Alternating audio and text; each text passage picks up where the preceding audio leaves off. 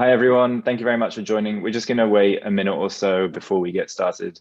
Just wait for everyone to stroll in. I know it's only just turned 12 o'clock.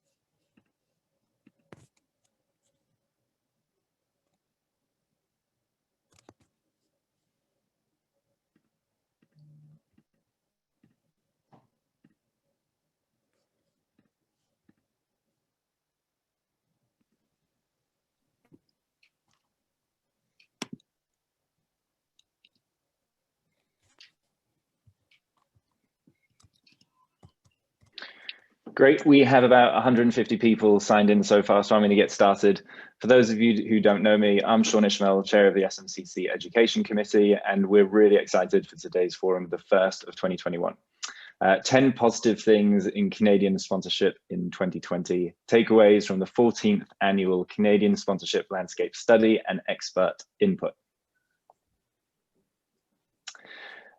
Using Zoom webinars, just in case there's any issues, if you're having any difficulty hearing, please go to audio settings and check your speaker settings. And then if you have any other Zoom issues, please post a question in a Q&A. Thank you to all of our fantastic foundational partners. Without all of these partners, we wouldn't be able to do what we do. So please do make sure you are familiar with them and what they do and check out their website. We have a new website, so please be sure to head to sponsorshipmarketing.ca to check it out. To activate your membership profile, please log in and select Forgot Password. Once you've reset your password, your membership profile will be accessible from the new website. Diversity, equity, and inclusion. So applications for the new SMCC Diversity, Equity, and Inclusion Committee are now open. The committee will manage all aspects of DE&I initiatives and communications undertaken by SMCC. So if you're interested in learning more or being part of the DE&I committee, please visit the SMCC website and submit your application at no later than next Wednesday, which is the deadline, so Wednesday, February 3rd. Please note that to be a volunteer, you must be a member of the SMCC. Last month, we had Changing Media Landscape as our webinar, and all webinars, obviously, I think, as many of you know, are now recorded. So if you missed it, please check out the SMCC channel on YouTube, and please do take a look at it. It was really, really good. And moving forward, save the date for next month. So yeah, please do mark this in your calendar. Wednesday, 24th of Feb, usual time, 12 till 1 EST, we'll be hosting Connected Wellness as the new normal is here to stay. How brands can get moving on the growth of this reality. So stay tuned for further updates on social as well as email. And please tell us what you think of all these forums. We really do rely upon your feedback, and it's through that feedback that we make changes to future forums. So without your thoughts, without your feedback, we can't improve. So please do speak to us. And obviously today is Bell Let's Talk Day, which is awesome. So more now than ever, I think, especially this year, we need to support one another's mental health. So please do join the conversation today by using Bell Let's Talk so we can support various mental health initiatives that Bell is supporting. Right, enough of me. I'm really excited now to hand it over to friend and colleague, Dr. Norma O'Reilly, who spent a considerable amount of time preparing the CSLS and of course this forum as well. If you don't know Norm, he is Director and Professor, International Institute for Sport, Business and Leadership at the University of Guelph, and also a partner consultant at the T1 agency. So Norm, thanks very much for doing all of this, and over to you. Thank you, Sean, and good morning, everybody, or good afternoon. So this is a real thrill to have a chance once again to present the Canadian Sponsorship Landscape Study and to have the input of 11 wonderful experts that we're gonna talk about today. And as Sean said, I'm on the SMCC Education Committee. And one of the things we really wanted to kick off this year with, and it's wonderful it's on the same day as Let's Talk and the mental health that initiative that Sean just talked about, was something very positive. I mean, our industry's been hit hard. Sponsorship's been hit hard, as we all know. And so we really wanted to pull out some positive things and have a really, good day, what we can think about in the future coming out of COVID when that happens, about sponsorship in Canada. So if I go to the next one, Laura, the study, as you know, a lot of you respond to it, is something we started many, many years ago, but it's based on the previous year's data. So we're collecting right now, are getting started on the 15th annual, which will tell us the story about COVID. But 2019, if we think back even to March of 2020, we were in the best situation sponsorship in this country had ever been in. And so that's kind of the idea today, is we're going to go through some of those deep findings, what we knew, where we can get back to, and have these experts really illustrate it for us. So next one, please, Laura. So this is the landscape study. So the partners, you can see this as an SMCC as a partner on the study. We've been doing it for many, many years. Go to the next slide, will be the method. So the history, and go to the next one. And so you can see the studies had a lot of major influences over the year in our country. And it really started with a need and expressed interest from people like all of you who wanted data that was Canadian specific, not IEG from the US, but Canadian specific. And so that's where it started in 2006 and has rolled ever since. Some of the big things we've come up with that have really kind of characterized our industry and have been things people talked about was way back in 2007, we measured the activation ratio to be 43 cents on a dollar. And for those of you that know, that's way behind what we see in other countries of the world, the United States, France, the UK. So really a kick to us that we all had to increase our activation. In the 2008 to 2010 period, we found that that sponsorship is really recession proof. It's one of the things that brands would go to in really tough times. So it does work. It does reach very specific markets. In 2013, we were kind of able to coin this term festivalization, which has been written about a lot since in academic and professional circles. And the idea that everybody in sponsorship on the property side wants to think like a festival. And then we're going to hear about from a couple experts on this today. We've really seen in the last few years, and again echoed in the most recent data, that sponsorship is really, of professional sport, is really, really doing a great job and taking share of the sponsorship pie from all other property areas. And then in 2018 and again in 2019, we hit a $3 billion spend for the first time in CSLS. How do we do this study? So Laura, just click the next one. So the next one, the method is, it's really tricky. So the first thing to keep in mind, and a lot of you have these questions as we go through, it's not perfect data. So we're talking about data that's provided by industry from a snowball sampling. It's all freely shared, and we thank everyone who participates. It's anonymous. We never indicate anyone. There's nothing ever shared that's any kind of individual data. It's done in English and French. It's online, and we still give the options, as some people do, in more traditional ways to submit your data. There's the three partners. We get the three stakeholder groups. Sorry, we have sponsors, or the brands. We have properties, or the sponsees, and we have the agencies that work for both. On the sponsor side, we're really looking at the spend. On the property side, the revenues, and on the agency side, the billings. Then we have a whole bunch of other themes and different pieces we get in. So the next one, please, Laura. So we're able to get some really good data.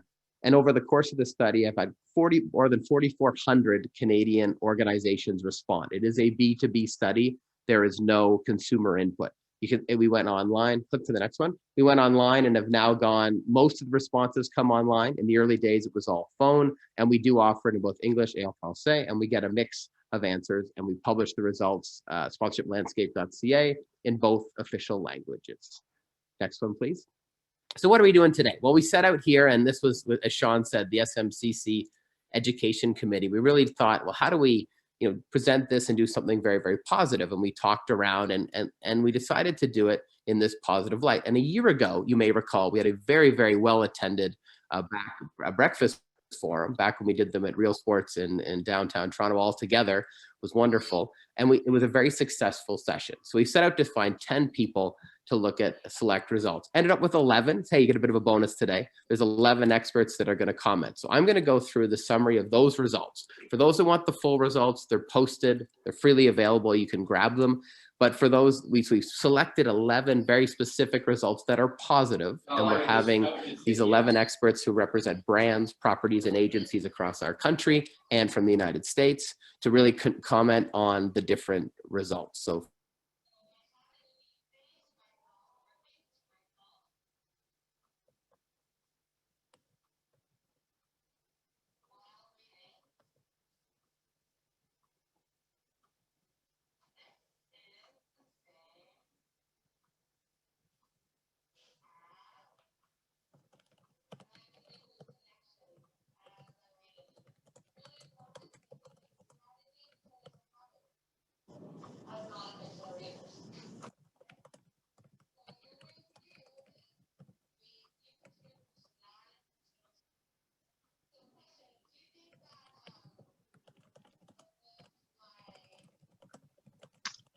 Hi everyone, Sean speaking. Norm is going to be redialing back in momentarily.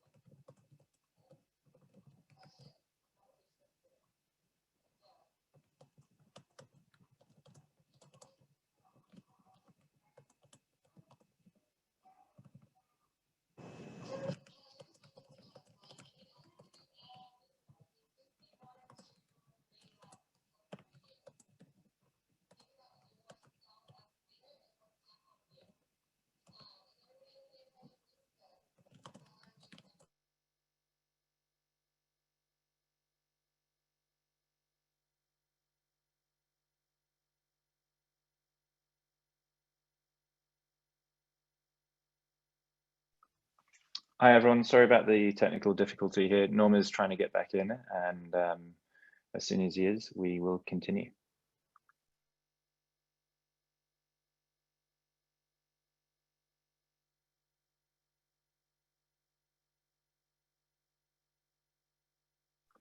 Perfect. Norm, we've got you back. Thank you very much for dialing back in. If you can hear me, back to you. I'm so sorry. I don't know what happened, everybody. I'll go very quick. So we have these 11 speakers. I'll introduce them later on as we get through the thing. So very positive, as I kind of mentioned, hopefully you heard, we've seen some growth in sponsorship in this country, up to $2 billion. And so the spend has gone from about 1.1, that's rights fees, up to there overall.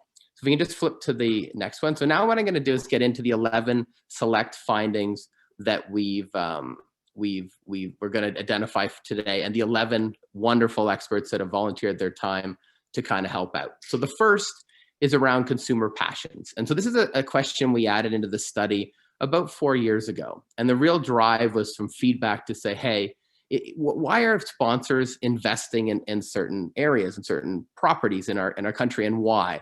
And the underlying thing behind this is really there's been a lot of bias in the past, as you know, and there's a lot written about this, that people sponsor because, hey, we're used to it, or the CEO, she likes to golf, so we'll sponsor golf. These kind of notions came across. And what we found out, and very, very positively and trending very, very well, there's that one blip you see there on the bias from 2018, which kind of came across. But generally, we're down to somewhere in the neighborhood of 10% to 15% of sponsorships are still done on a bias criteria. But the number one thing is about consumer passions. And Tania's going to talk to us a bit about that in a little bit. And that's really a positive finding for sponsorship in the country. So on to number two. The second main thing we're going to dig in is digital activations. And this is not a surprise, but even before we got into COVID and the realities that we're facing now, we were already moving this way. So COVID said nothing but accelerate the change that we're seeing. And the way we measure this is this kind of idea of branded content. And so this has really emerged as the dominant and number one ROI, number one area of spend and activations in Canada. So you think of whether it's Kraft Hockeyville or Wendy's halftime kick, or these Bud Bowl would be an example from the US, things that are digitally driven, where the sponsor can do whatever they want, they can drive around it, they can integrate on television and streaming, are really become the dominant. And Sahr is going to tell us a little bit of that later on. The third one we're going to get into, and this is one that that people like to hear about, because we often hear this notion that exclusivity is dead, and in this very cluttered and open market that we deal with every day, there's a real lack of concern about sponsors worrying about their competitors. And in fact, we hear this is not the case. And Jackie's going to talk to us about that. If you go to the next slide, shows the result. So when we ask sponsors the most valuable benefits that they get from sponsorship, exclusivity is typically number one. So all these other things that we ask about, and there's a sample there, access to tickets or ownership of an area or digital pieces, they don't want to see their competitors anywhere in sight. Very, very important. On to the fourth one. So number 4 is around the idea of activation growth. And so you saw the sponsor data that we showed on rights fees. Well, what's happened over time has been a general increase, a greater increase in sponsorship activation to sponsorship rights fees. This is good. So our activation ratio, which I mentioned was very low in the early days, still behind what we'd like to see, but it's creeped up to be 58 cents on the dollar. So you see there an estimate of about $1.15 billion in 2019. And so the proportion is getting higher. The growth rate there is about 7% year over year, where sponsorship rights fees are closer to 5%. And you can see the comment there that over the 14 years, we've seen significant increase in the amount of money invested in Canada in sponsorship activation, about 250%. On the fifth and sixth ones are going to be related to professional sport. And we're going to talk on Daniel and John are going to jump in here.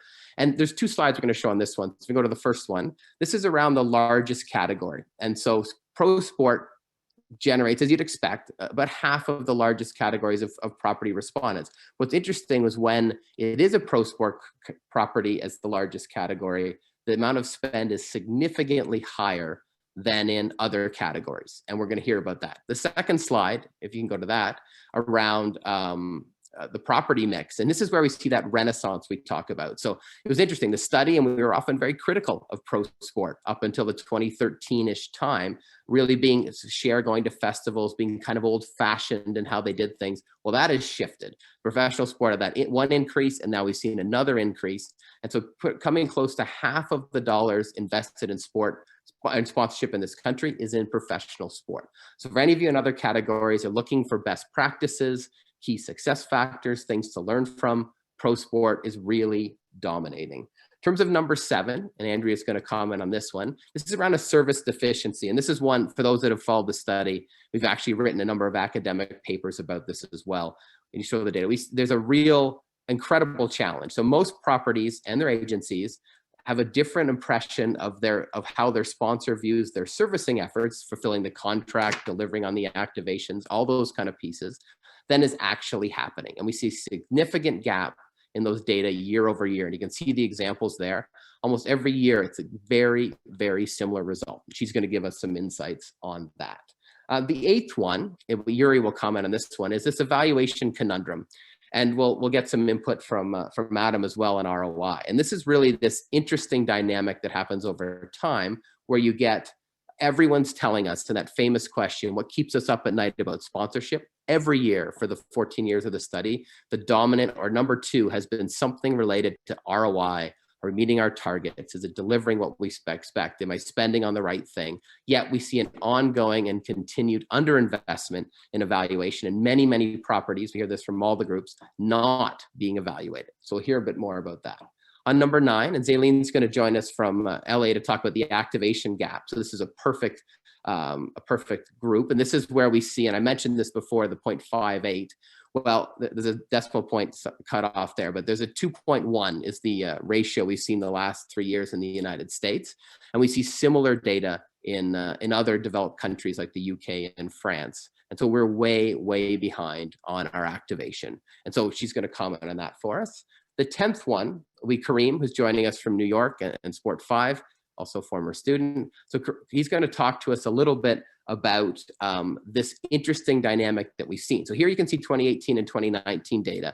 And as you've always heard, we have this mix of local grassroots sponsorship and those properties that want to reach our national brands that want to reach our national properties. The growth we've seen is in this international group, so the international spending. So organizations that are focused their sponsorships from a brand perspective on reaching international audiences through sponsorship in Canada. And that's gone from being very close to 0 up to 15% last year and continues to grow. He's going to give us some insights. And then finally, we're going to get into ROI.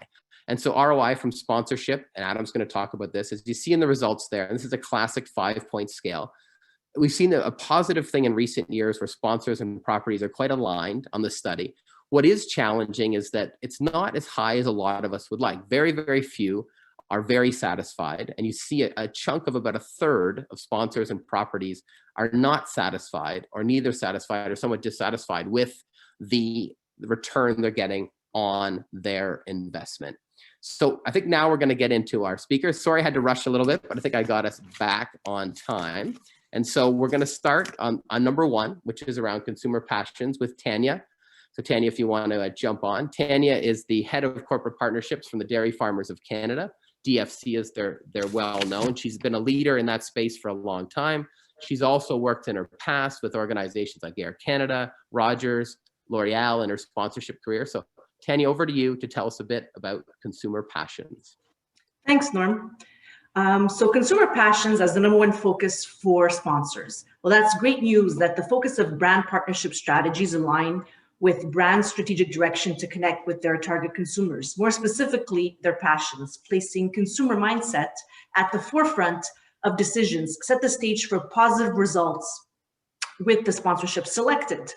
And it tells us that brands are bringing an experience to consumers that would allow them to connect at a deeper level as consumer passions are at the forefront of sponsorships and their consumer profiles. This is also good news for properties as brands will create activations that foster passion, surprise, and excitement surrounding the brand. Memorable brand experiences will equal positive halo effects for the property.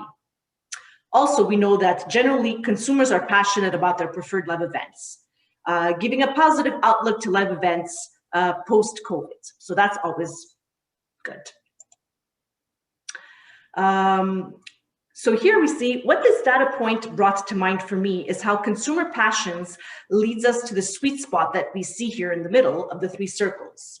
So what difference can the brand make in the consumer's life? So focuses on consumer sentiment for the brand. What does the target consumer care about? Focuses on their passion. And what selection criteria is mandatory when selecting a sponsorship ladders back up to organizational objectives.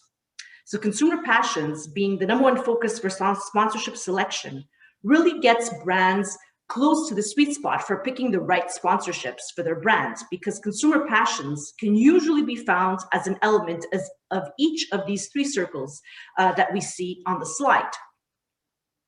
An example of this is in the cheese category that we had in the past, where our thinking was based on the fact that we wanted to connect with millennials, and we concluded that that was going to be through music, film, and culinary fields. So by doing so, and looking at all of these 3 circles here, millennials were looking to create memorable experiences, bringing cheese doubled as a badge of honor for them. We wanted to connect with them, give them that experience. So the right sponsorships were in music, film, and culinary fields, which was the sweet spot in the middle, based on the right factors and rooted in consumer passions.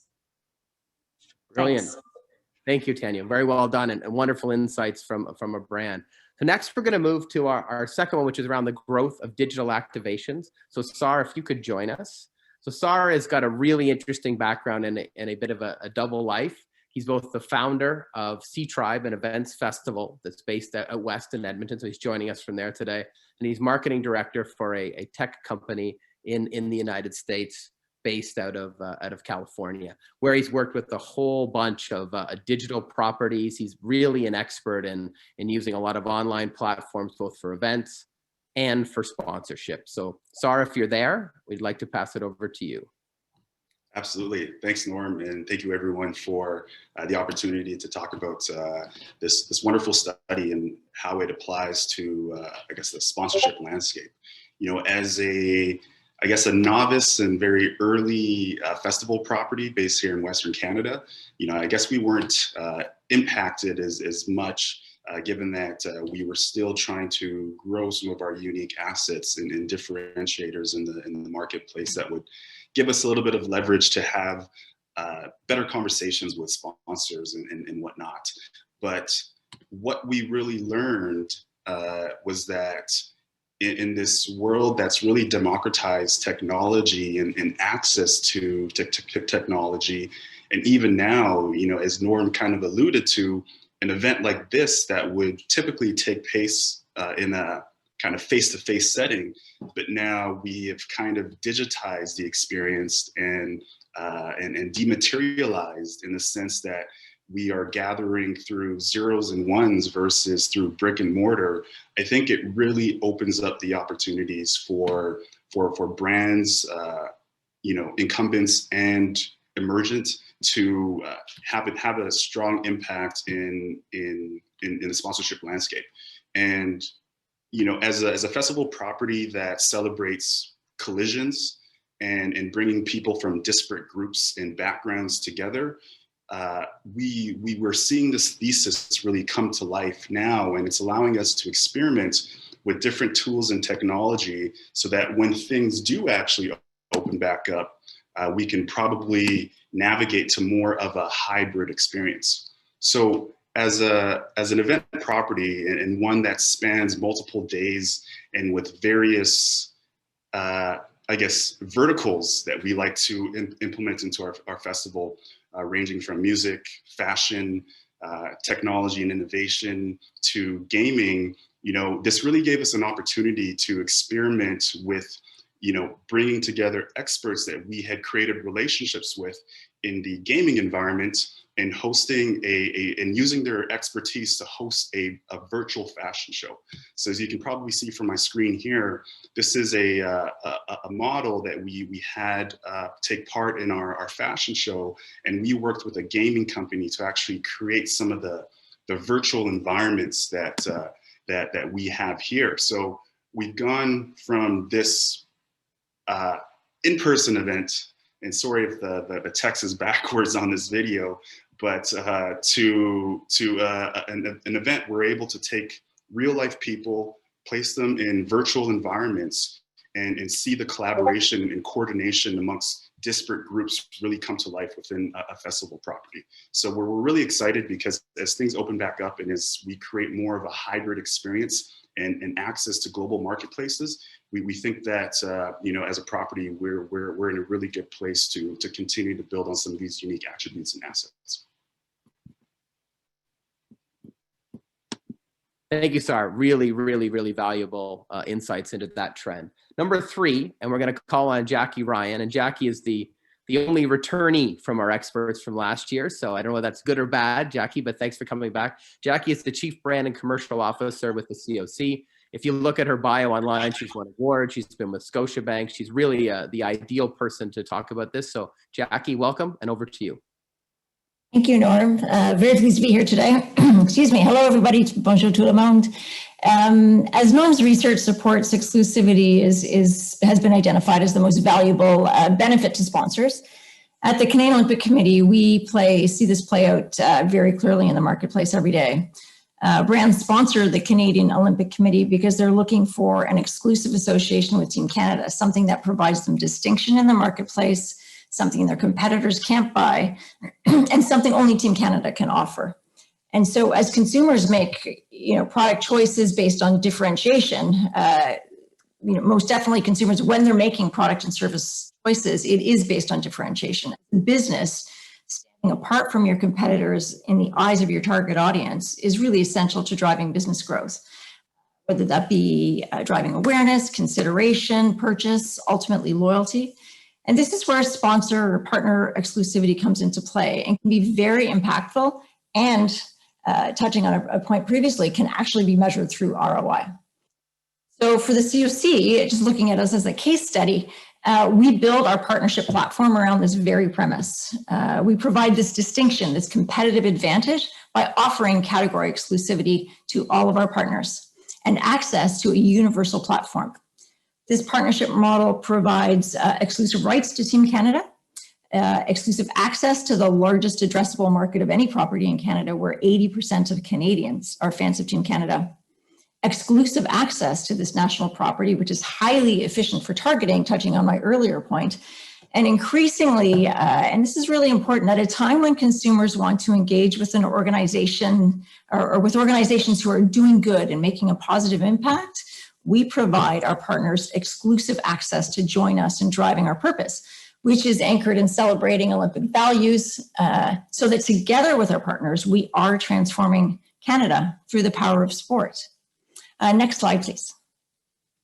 And I mean, have a look. Team Canada is in very good company. These are our country's leading brands across every sector.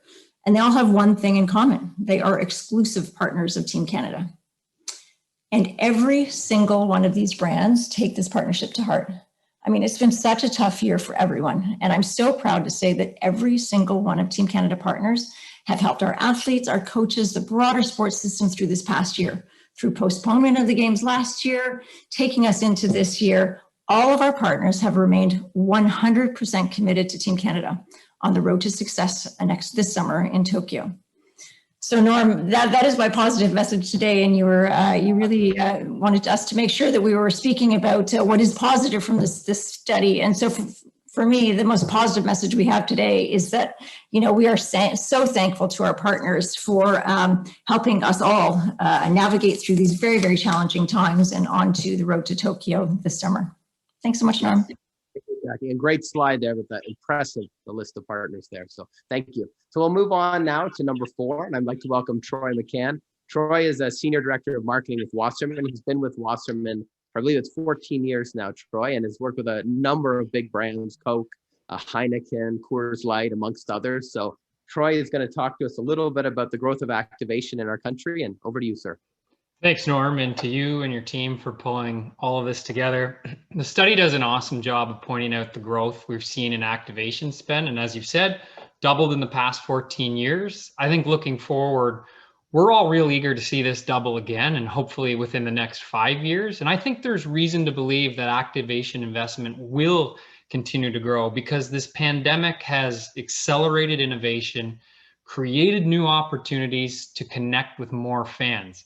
And so I think for a long time with brand activation, it was just too easy to default to the low-hanging fruit, which was primarily in-person activation. I mean, we've all seen it. A focus on the 20,000 fans flowing through the concourse on game night, ask them to spin a wheel to win a co-branded trinket. But this pandemic, it shook things up, and we're all going to be better for it in the long run. Because in many instances, reliable revenue streams for properties dried up, classic connection points for sponsors disappeared. But as the industry is rallying back, we're seeing brands, properties, agencies, all working together to reimagine activations, leaning into new ways to connect with fans. Everyone's being much more thoughtful with every dollar they spend now, and they're examining the consumer journey, designing activations to create meaningful connections with hundreds of thousands, sometimes millions experiencing the moment from home or on their phone and so on. We're no longer limited to face-to-face in-person thinking, and it's allowed us to reach more fans meaningfully, which will lead to better ROI for sponsors. And if the ROI is there, they'll continue to invest. Now, looking ahead, what types of activation do we think will continue to thrive? Well, branded content's a top priority, and here's why. The rights fee, that secures your invitation to the party, but simply showing up and being a wallflower doesn't do much for you or your brand. Branded content is how you make friends at the party. It's your chance to show that your brand has a voice, a point of view, something valuable to contribute to the conversation. And done well, brands lean in, they get to know the fans, they establish a great dialogue, and find ways to elevate the stories that the community cares about across their owned, earned, shared, and paid channels. And lastly, I think the emergence of athletes is becoming so real now. For the first time in the study's history, athletes cracked the top 3 as a driver of ROI from the sponsor's perspective. And it's because these athletes have emerged as viable properties or media channels themselves. And why? Because increasingly people follow people. Fans are 11 times more likely to engage with athletes. Traditionally, athletes offered up their image and likeness to the front of a cereal box, but now some of them who understand the landscape are providing new reach, new engagement. They're humans who we get to know, and brands who work with these athletes can get behind more specific values and character traits aligned with their brand. Here's the other thing. They're on 24/7, and so are our consumers. So they're a really excellent channel to spend activation dollars against. Summarize, I think if the activation spend continues to reach more consumers with these new approaches, we're going to see better results for sponsors, and we'll see accelerated growth continue. Thank you, Troy. Some really good insights there, and that was great. So very deep about 3 important takeaways I saw there for activation growth. So Daniel Ashfava, can you join us now, please? Bonjour, Danielle de Montreal. Daniel has been a sponsorship marketing consultant for a long time, for 10 years. He's now moved into a different industry outside of sport. He's the co-founder of Kivo. He's got a background working with the Montreal Canadiens, the Montreal Alouettes, as well as a number of the music and event properties in Montreal. So Daniel's going to talk to us a little bit about today, about his previous life and the growth of the largest category sponsorship in professional sports. Over to you, Daniel. Hey, thanks, Norm. Thanks for having me, and good afternoon, everyone. And so I think when looking at why pro sports has increased from 2014 to 2019, I think there's 3 main factors. I think obviously everyone's aware of the change in media consumption. And so as we've seen the decline of traditional media, we've seen the exponential growth of new media forms.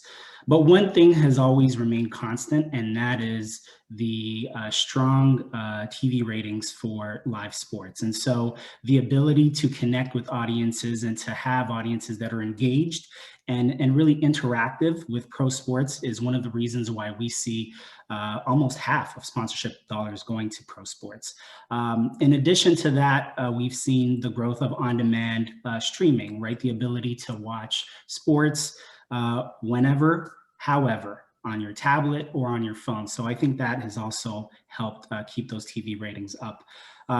From a second point, I think the digitization of sports has been great to see. The evolution of, what I call beyond the broadcast. So before games and after games, having conversations on social.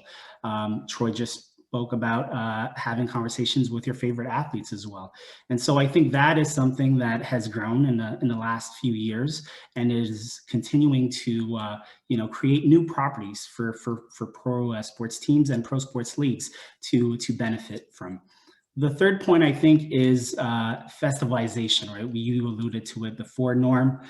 This notion that it's not just about, watching games on TV, but when we're there in person, having jamborees, having pregame bashes, having playoff drives. These events have grown in the last few years, and pro sports has definitely done a great job of tackling those. One question that you had for me was, how can non-pro sports properties, steal a book from the, steal a page from the book of pro sports? I think it all comes down to creating powerful content and storytelling, and really leveraging ambassadors and leveraging social media to bring these stories to life. And so I think that's something that, as we go through this pandemic, that obviously there's many opportunities to do so virtually as well. Great advice. Thank you, Danielle, and thank you for joining us today. And John, we're gonna move to you, who's gonna dig deeper into the pro sport, and specifically on the Renaissance side, this kind of growth we've seen. And who better to talk about us than the director of corporate partnerships from the Jays? John is an American. He cut his teeth in a number of different industries. He told me his career story, which is really, really interesting, and has moved over to the Jays and has done very, very good and very, very well in terms of their sponsorship. And John, you want to tell us a bit about the Renaissance? Yeah, thanks, Norm. So I'm charged with talking about how we're getting the lion's share of sponsorship investment in Canada. It's a bit of a stacked deck in some ways, and I'd love to tell you the reason is great salespeople in our business. But the truth is, from my perspective, there are other key things that are driving this renaissance. The first is content, which others have already spoken about. The professional sports content we have in this country is absolutely incredible. Night in, night out, day after day, season after season, Canadians have an opportunity to engage in any of the following. That is genuine and authentic professional Canadian sports content. There's CFL, NHL, MLB, NBA, MLS, Major League Rugby, NLL, Indian Formula One, international cricket, ATP, WTA, PGA, LPGA, professional curling, horse racing, and there's a Canadian Open for darts, which I believe is professional, but we'll throw it in the mix anyway. That enormous amount of content is produced by some of the very best people in live sports broadcasting who are bringing world-class content to tens of thousands to millions of people across Canada and beyond every day. The next thing that I think is important to note is the incredible passion, which others have spoken to, that Canadians have for professional sports. While you certainly have fans across Canada and in the country that are focused on their home team and any of the sports I've mentioned, when one of those teams or individuals are competing for a championship, the entire country gets behind them. And to me, that's a magical thing when you think about the incredible things that have happened that have become a part of the Canadian iconic landscape, things that have really gone global. When you think about Jose's bat flip, Kawhi's shot, Bianca winning the US Open, you know, those moments are unparalleled in terms of level of passion and engagement that brands and marketers want to be a part of. Another huge contribution to this renaissance is the people that we have working in professional sports, Norm.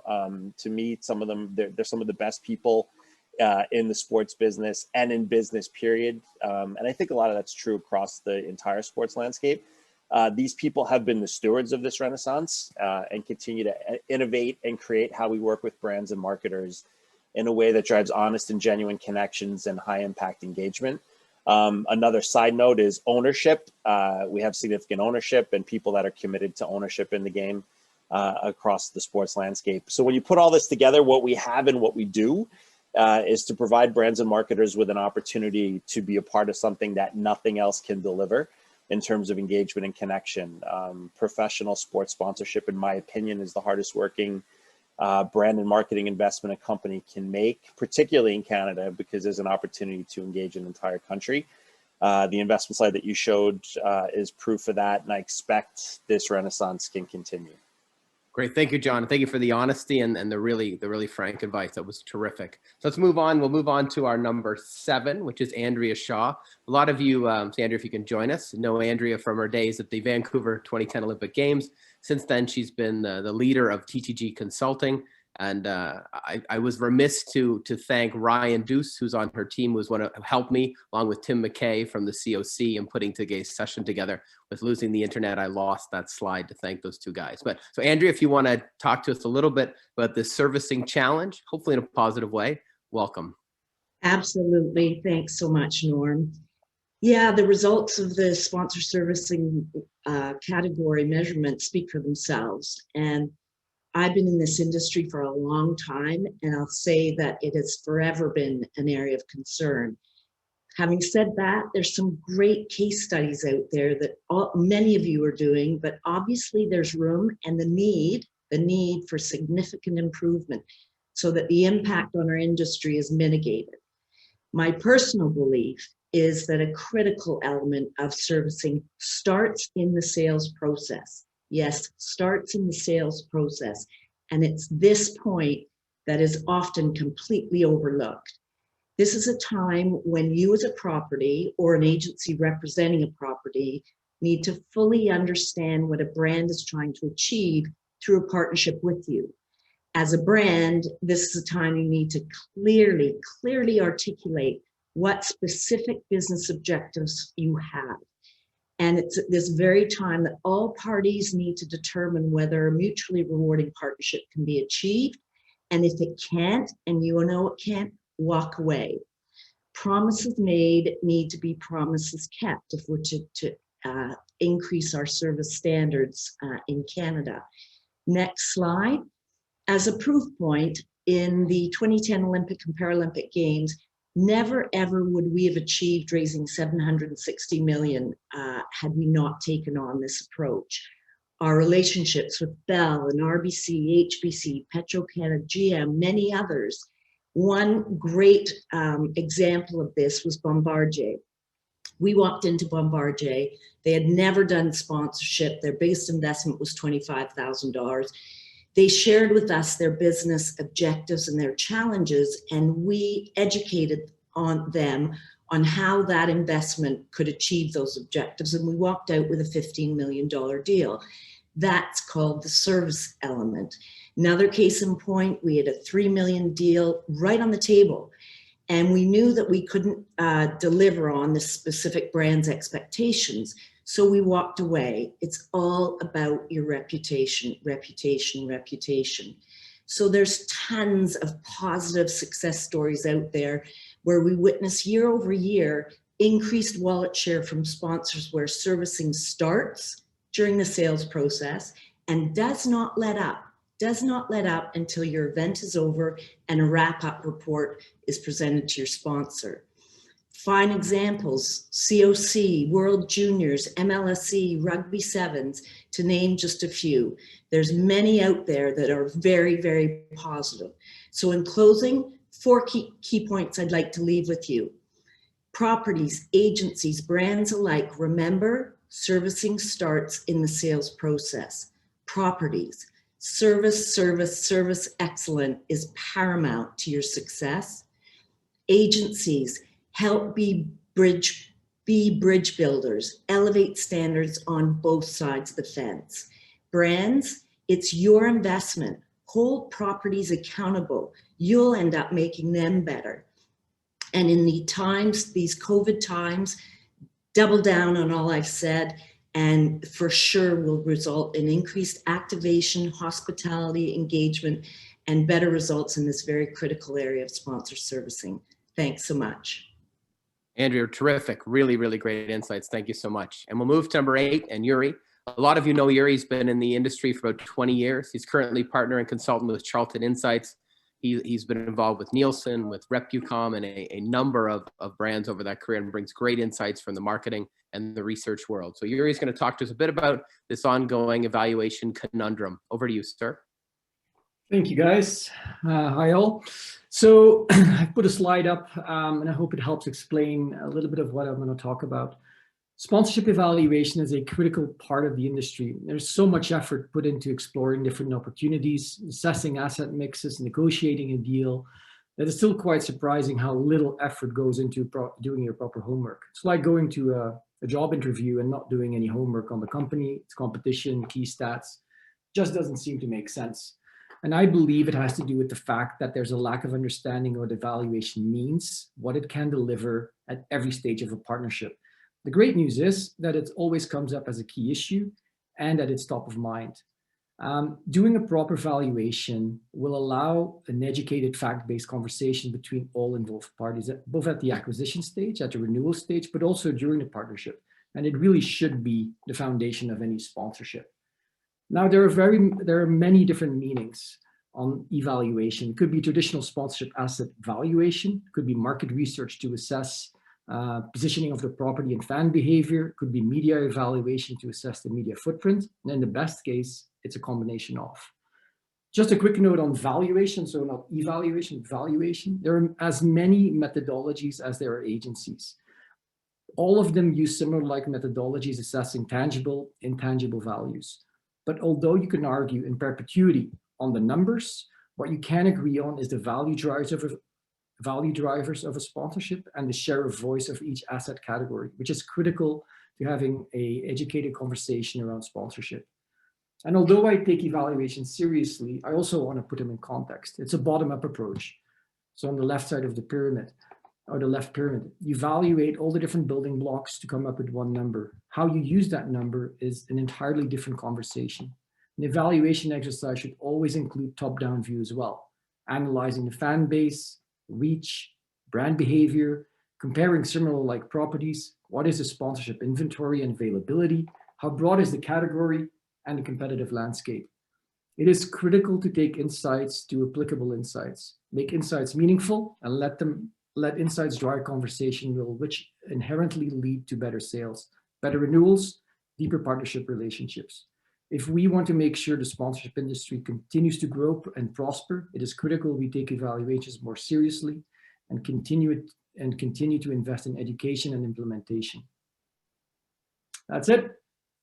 Yuri, thank you. Terrific insights, and I like the approach that you presented to solve that conundrum. Next, we have Zaylene, who's calling in from LA and LA 2028, where she's the head of partnership development innovation for the US Olympic and Paralympic properties. Previously, she was at GMR Marketing. She worked with a number of big tech brands on their sponsorship portfolios, and I'm pretty sure she started off her career with MLS. So Zaylene, if you could join us and talk a little bit about this activation gap. That's an ongoing discussion we have, and you and I had a great discussion between Canada and the United States. Hey, Norm, thank you. And thank you for having me. I think I want to start by saying that while there is a gap in activation dollars, when you compare the US to Canada, I think, Norm, you talked a lot about the numbers and the growth early on in this presentation. And so there's good news there that the companies in Canada are spending a little bit more.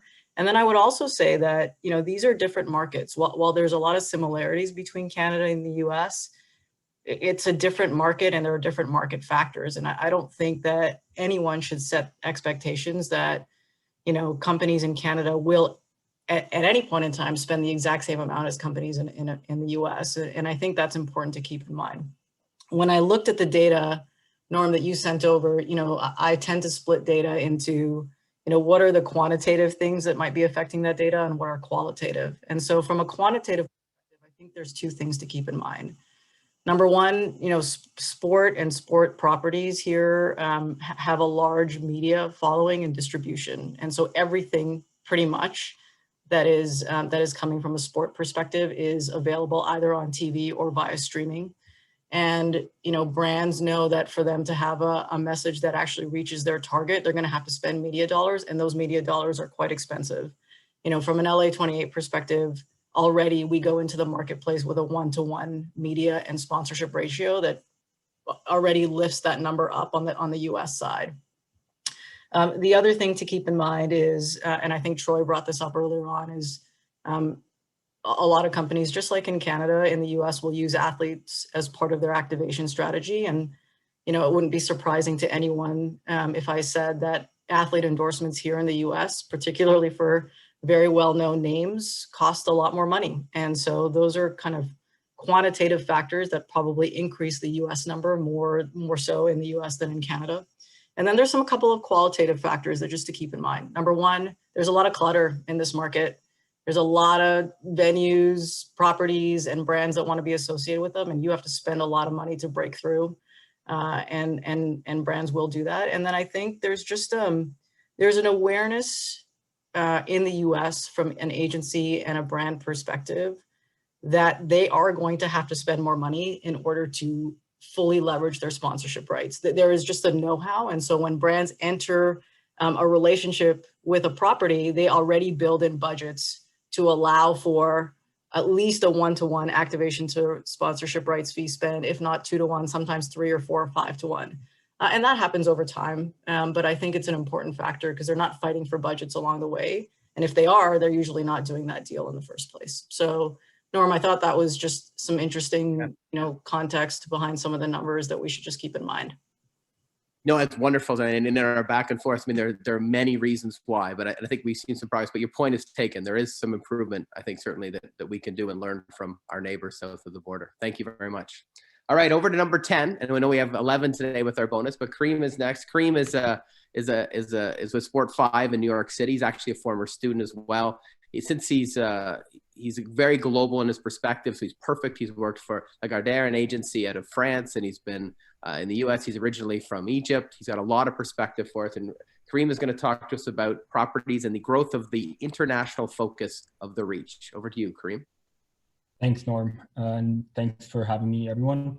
So yeah, just sharing a little bit of perspective. As Norm mentioned, I've been highly involved from an international perspective, just from the nature of who I am, being from Egypt, going to school in the US, working in France, and then moving back to the US again. So internationalization has been a huge focus for me and for the company that I work for in terms of digital marketing.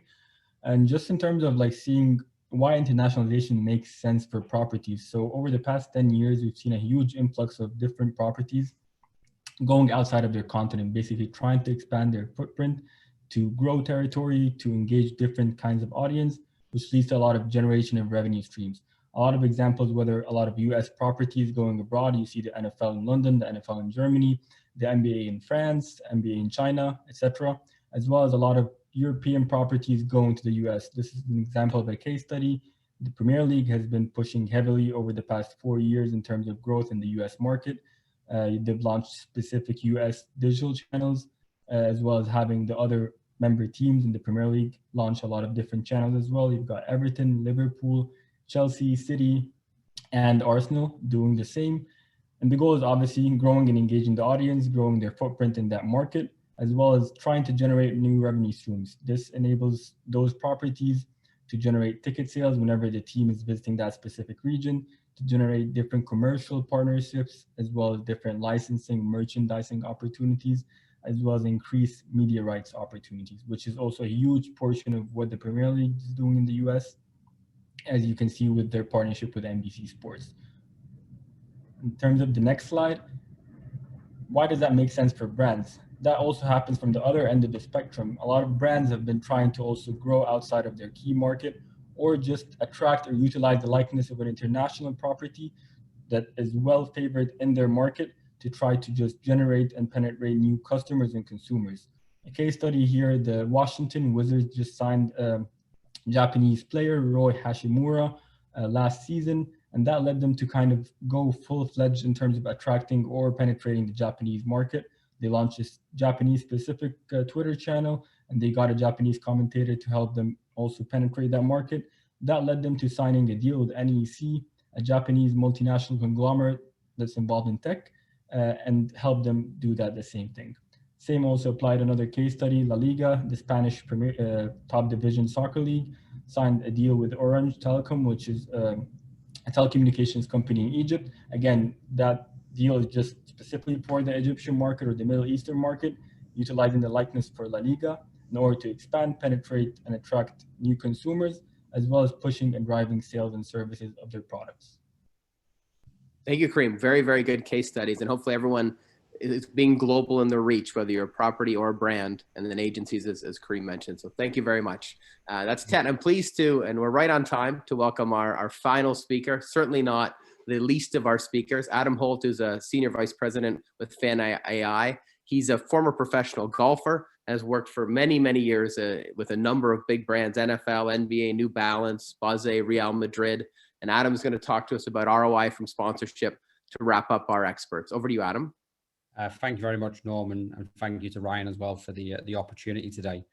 I guess I have a unique view of the sponsorship space, and in particular ROI. Being a big data company where I work and run, I kind of sit in the middle between brands, agencies, and rights holders. So what we're seeing is that sponsorship ROI is changing. The old ways of reporting using metrics such as impressions, reach, media evaluation, brand lift studies, these middle and top of the funnel metrics have a place, but technology and data has now advanced to where sponsorship attribution is actually possible. So we work with some of the biggest spenders in the sports space and show the true financial impact of a sponsorship, and metrics such as revenue lift, transaction lift, return on ad spend have begun to change not only how sponsorships are measured, but also how contracts are being formed, with a shift towards performance-based sponsorship deals. We've heard and read for a number of years now the likes of AB InBev talk about how they're going to try and shift their sponsorships to that performance-based model, and now measurement is finally catching up to allow that to happen. Again, could be a scary thing for some of the rights holders that now there's going to be true insights. But the new ways of measuring ROI is creating a transparency like never before. And I know Troy mentioned it earlier. This offers now a real opportunity for brands and properties to work closely together on getting the most out of these sponsorships and these partnerships through creative activations, branded content like come out in this study, and the use of the athletes and their image and likeness as well. So obviously sponsorship ROI is changing, the data and the big data space is evolving, and it's going to create that transparency and kind of reset the balance and allow people to really kind of use these activations and branded content to get the most out of these partnerships. So definitely an interesting time and an exciting time for the space. And I think off the back of COVID, and I'd love to see the study next year, people are still going to be spending, but there's going to be a little bit more scrutiny around it. So I think it's time for everybody to work together, both on the brand side and the rights holder side, to get the most out of these sponsorships and for everyone to be happy. Thank you, Adam. Great insights. And I think your point of everyone working together is really good. So just to wrap up quickly, thank you everyone for attending. Thank you for putting up with my internet issues. Heartbreaking, but thank goodness it got back on pretty quickly. The 11 speakers who all spent lots of time preparing, reading the study, talking with me. Wonderful group of people. I know they're all happy to take your questions if you want to follow up with them. Their bios and their connections are easy to find. The study is freely available. We've gotten a number of messages. So www.sponsorshiplandscape.ca. There's also some pieces of the study and that are available on the SMCC website. So check it up there. Our next forum will be taking place in February. More details to come on that shortly. So Sean, unless you have anything else to add, I think I can wrap us up right at 1 o'clock and wish everyone a great day and a positive Let's Talk Mental Health Day. Thank you.